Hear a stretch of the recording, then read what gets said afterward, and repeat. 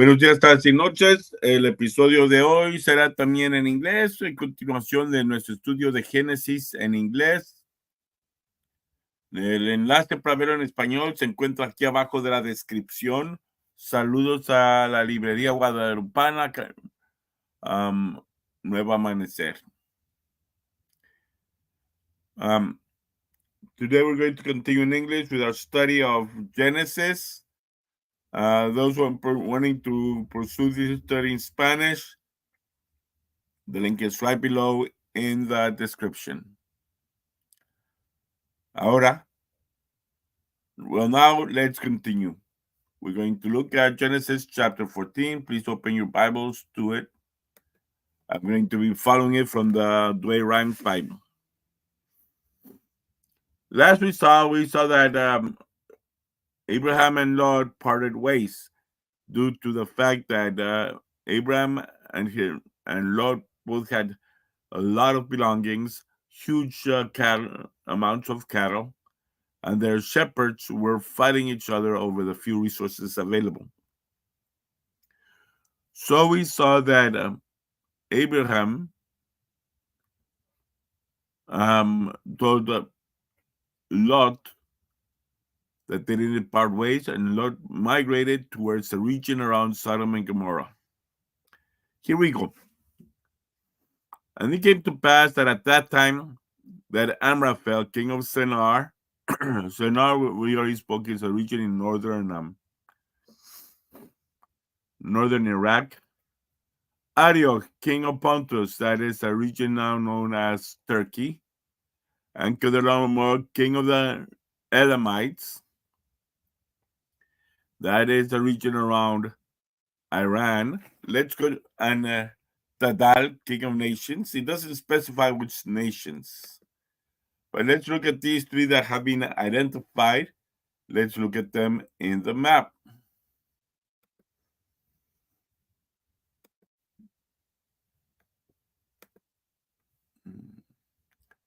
Let's look at them in the map. Let's see. The map. Okay, Google.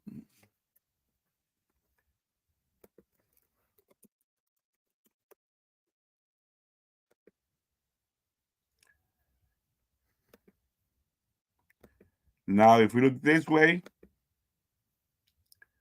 we see the map right here. We see Amraphel is the king of Shinar. That's this area up here. Arioch, king of Pontus. That's up here. And then the king of the Elamites, which is right here. And then they also say another one, king of nations. Then it's not specified who king of nations is or what nation do they refer to. Most likely they're talking about the king of the Goim, king of the Gentiles. This interpretation might be more accurate because Elam, Ashur, and these countries tend to be identified as Semites. So there were three Semitic kings and one Semitic and one Gentile king. These kings said warfare. So pay attention where they're coming from, okay? Well, it's now Iran, Iraq, and Turkey, right along this line here. Now, having said this, let's go back to our reading.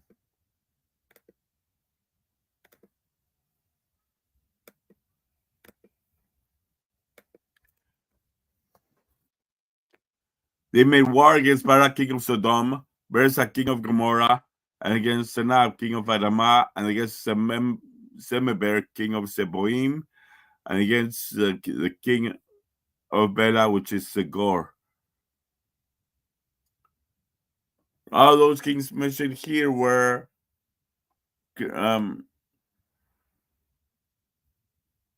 let's look at the map. So we got this huge, powerful kings which cover a lot of territory, and they were striving to make war with many other kings which were small and local. We see that those other cities mentioned are kingdoms that are so small. You see this southern part of the Dead Sea. That is where those cities used to be found before this part opened here and the Dead Sea flowed into it. This is the region here. We find the king of Sodom. Sodom is a mountain here. It is possible to find ruins of Gomorrah with this flammable substance attached to it. And then the other three cities are attached or buried under the depths of the Dead Sea. Having said this, now let's begin. Let's continue with our reading. And as we continue reading, we find this happening. All these came together into the woodland vale, which is now is the Salt Sea, the Dead Sea, which in Hebrew is called Yam Melach or Salt Sea. For they have served Kedorlaomer 12 years, and the 13th year revolted from him. And the 14th year came Kedorlaomer, king of the Elamites, that were with him, and they smote the Rephaim and Ashtaroth Harnaim and the Susim with them, and the Emim in Save of Kiriathaim. This gives us a time to when it was when this warfare probably happened. It's telling us that the Elamites, that's in Iran, they were ruling this region, possibly in the one of the early Persian kingdoms. Let's go and investigate this a bit further.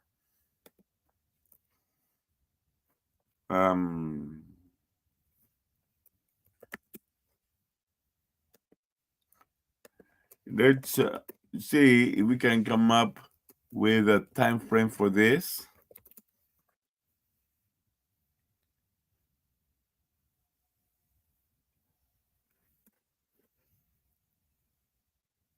Let's see.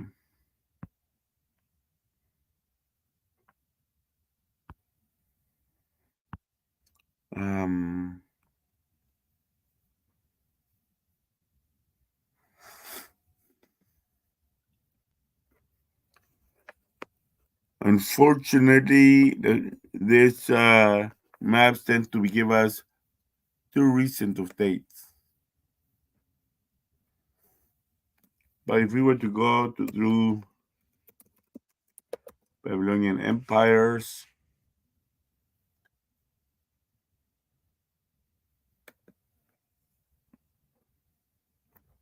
rulers of Persia, I'm showing you guys the way I usually follow along to figure out the details when I come along to teach you what the content is. Rulers of Babylon.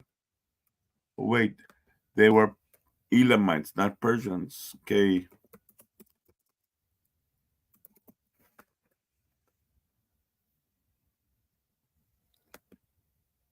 Let's see. Here we are. Here we see the list of Elamite kings. It tells us that the name of the king we're looking for was Kedorlaomer.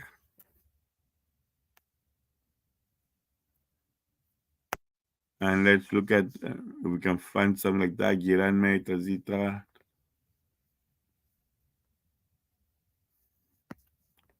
It would have happened to be based on the date during the time of the Sukalma dynasty.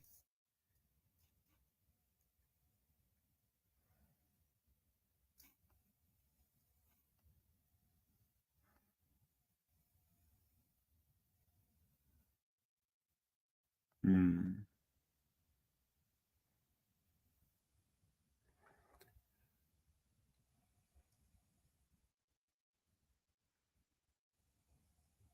Probably because of a language difference between the Elamite language and the Hebrew language. We do not see here, but we do see that there were a few of them. One, two kings whose names started with Kutir, Kutinahunte, and Kutir Shilhaha. Very likely would have been this Kutir Nahunte, the guy that we're talking about here. Although it does not give us a specific time in which they governed. But it is safe to say that it was during this time here that there was that major invasion of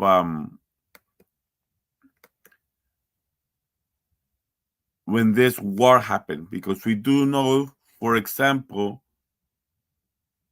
that Elam and his allies invaded to try and attack and punish these kings of the Jordan Valley who wanted to become independent again of Elam. Now let's continue seeing what comes from it.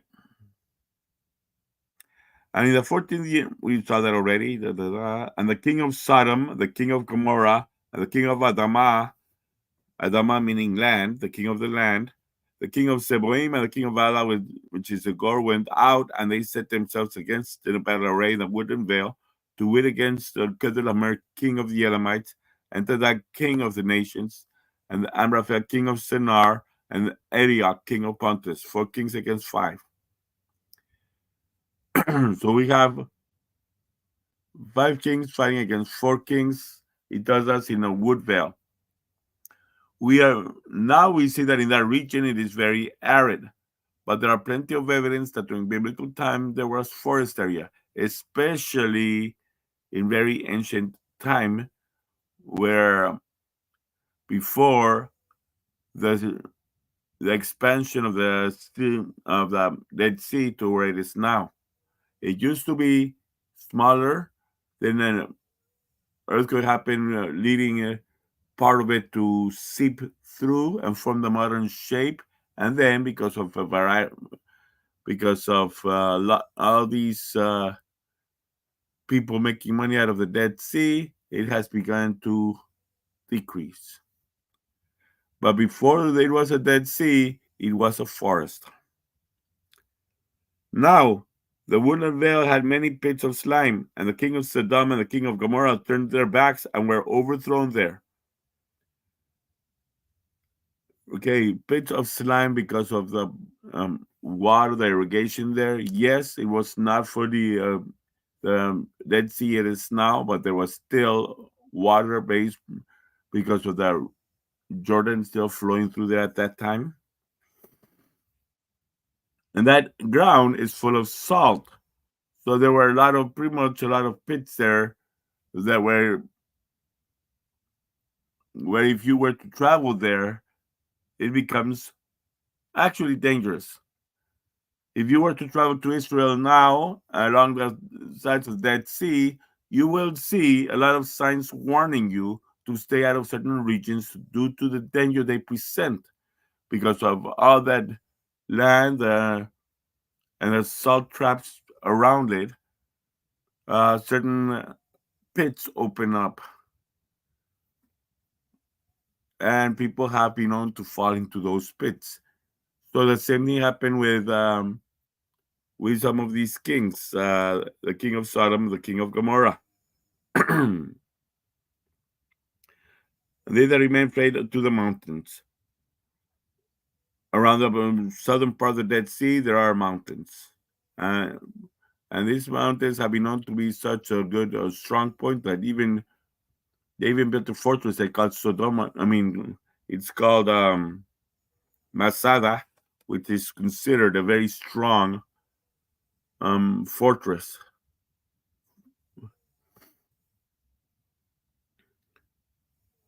They took all the substance of the Sodomites, Gomorrites, and their victuals and went their way. And Lot also, the son of Abraham's brother, who dwelt in Sodom, and his substance. So they took their hostages. They took their prisoners. And Lot, Abraham's nephew, is one of the prisoners. We saw here that it says, oh, the son of Abraham's brother. What do they going to say nephew? Well, because in the biblical Hebrew, the word nephew does not exist. Now, bear with me. I know I titled this with the mysterious figure. We're about to find out who this mysterious figure is. Bear with me.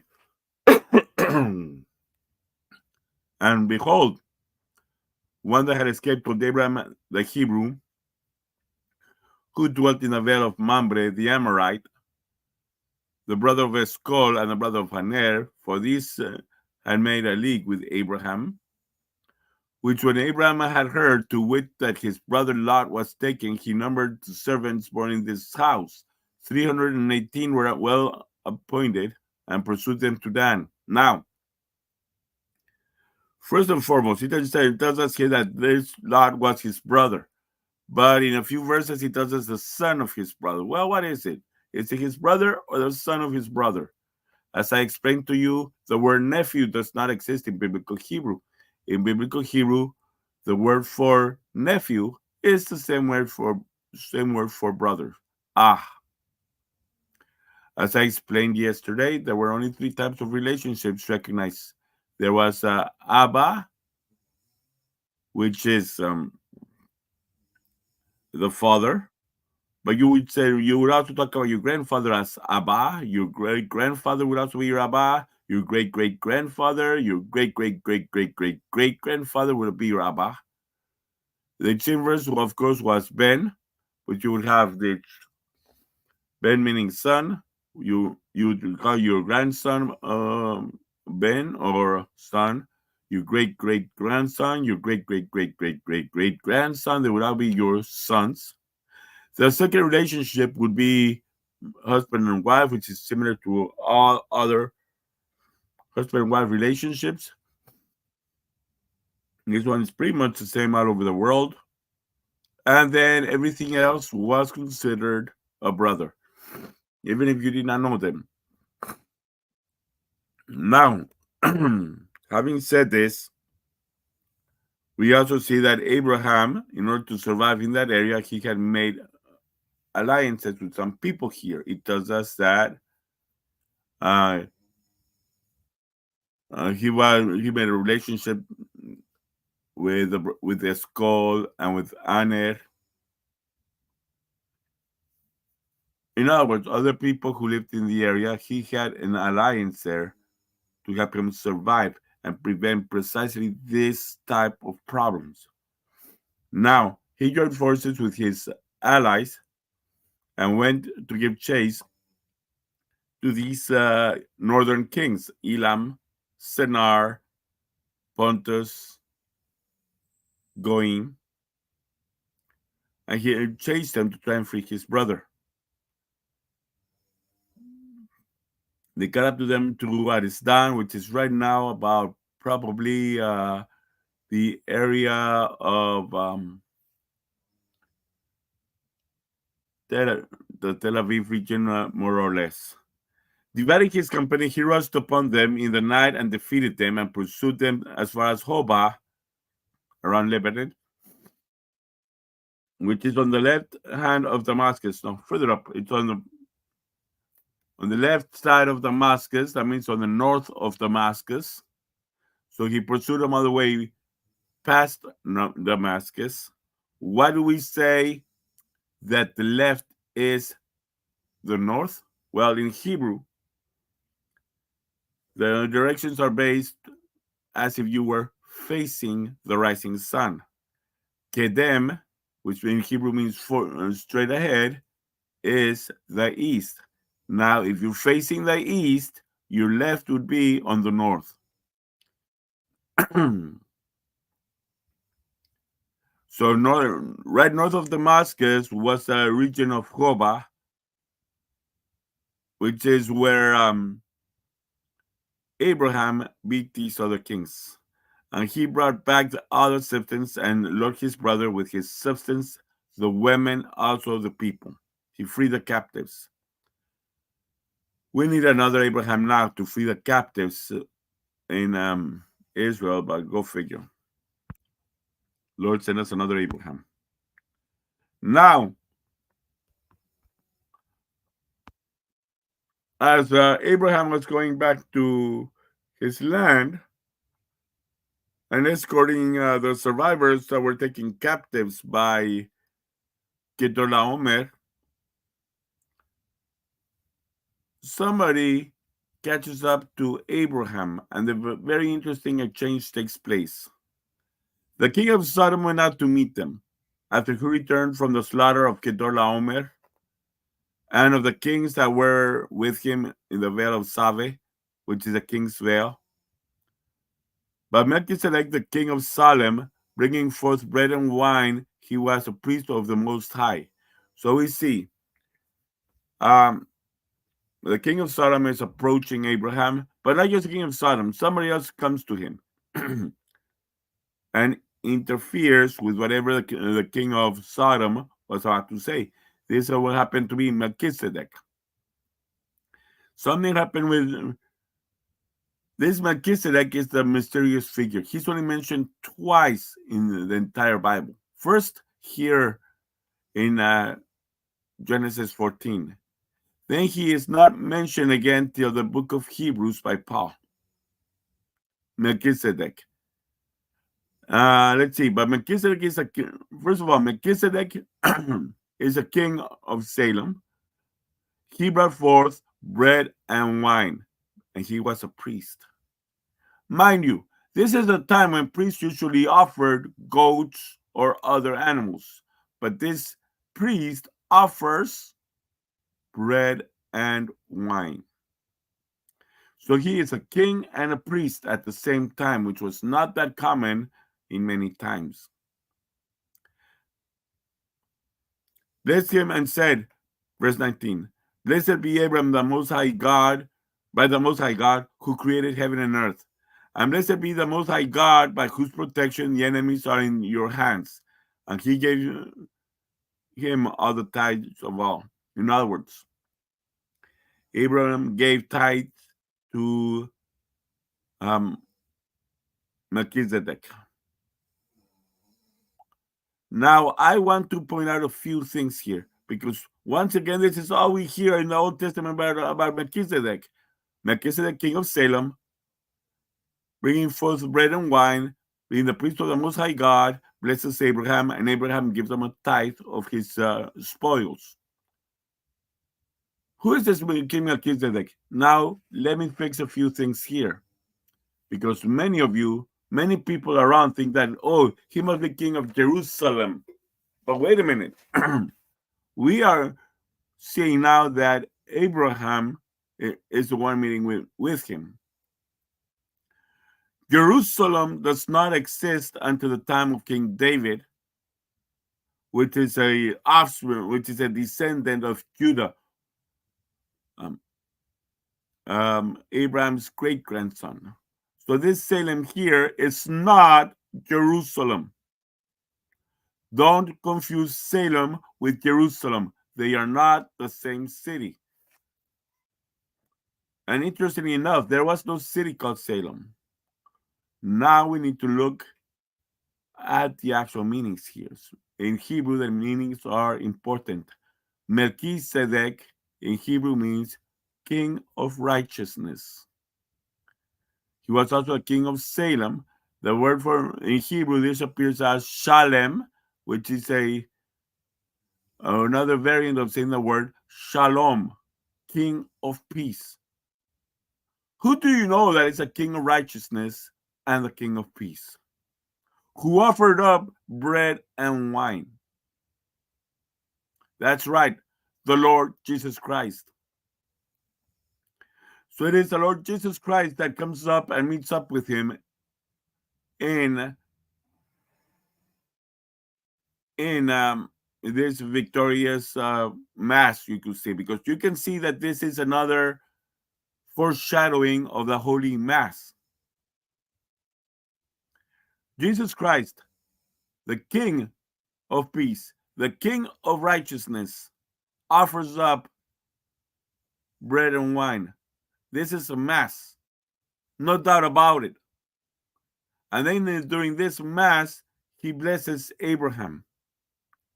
And during this mass, Abraham gives him the tithing. So we see here that Melchizedek is a foreshadowing of what Jesus Christ would then come and do on Holy Thursday. The day Jesus Christ was offered and given up to be betrayed. Before his betrayal in Gethsemane, he had a supper where he offered bread and wine. And yes, a major battle was to occur on that Thursday, which was a battle of sin versus salvation. And the King of righteousness was going to be offered to fight against the king of sin, the devil. And the King of righteousness overcame with his holy resurrection.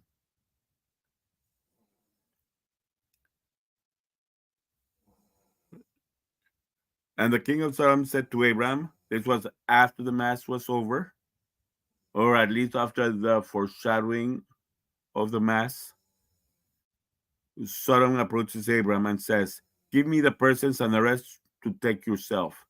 And he, that is Abraham, answered him, I lift up my hands to the Lord, the Most High, possessor of heaven and earth, that from the very wolf thread of yours unto the shoe latchet, I will not take any of these things that are yours, unless you say,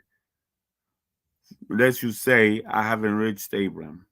In other words, Abraham is saying, I will not keep any of these spoils so that you don't say that I took advantage of you. He only asked for one thing, except for the such things as the young men have eaten, and the shares of the men that came with me, Aner, Escol, and Mamre. These shall take their shares. In other words, Abraham does not want any of the spoils. But remember, he had an alliance with three people who went on and helped him. He does not want to lose out on that alliance. So what does he do? He goes on and tells the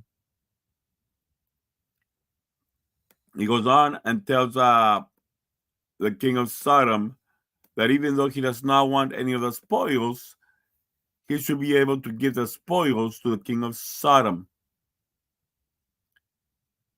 For the king of Sodom, the king of Sodom approaches Abraham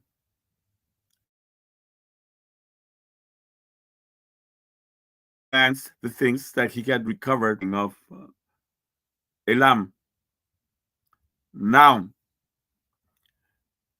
Abraham does not want to be blamed for excessive wealth, for stealing other people's belongings. So he returns to the king of Sodom the spoils he picked up from the war. But Abraham only wants payment for the food that his men ate during the campaign, during the trip to and from the warfare.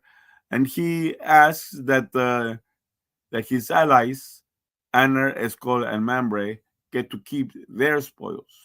You see, Abraham had made alliance with these three people. Now, if he were to betray that alliance and say, no, these three people also give their spoils, there's, of course not. For this very same reason, he asks that his allies get to keep the spoils. At this point, we are done with Genesis 14, and like always, long live the king!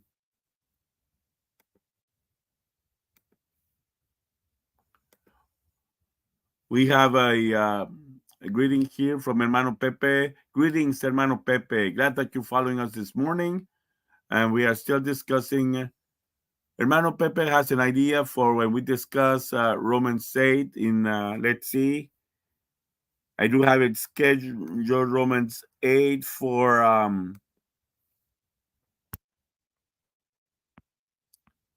in a couple of weeks. We're going to be going over Romans 8.